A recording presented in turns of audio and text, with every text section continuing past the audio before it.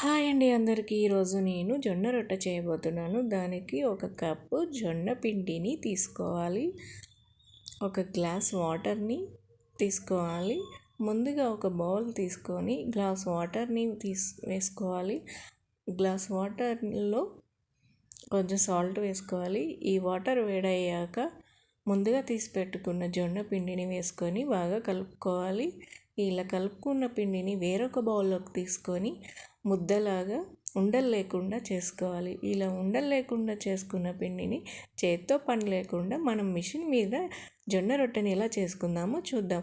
ఇప్పుడు మిషన్ని తీసుకొని కవర్ పెట్టుకొని ఆయిల్ని అప్లై చేసుకోవాలి. ఆయిల్ని అప్లై చేసుకొని ముద్దని మిడిల్లో పెట్టుకొని నెమ్మదిగా ప్రెస్ చేసుకోవాలి. అంతే, జొన్న రొట్టె ఈజీగా రెడీ అయిపోయింది. ఇప్పుడు జొన్న రొట్టెని రెండు వైపులా కాల్చుకోవాలి.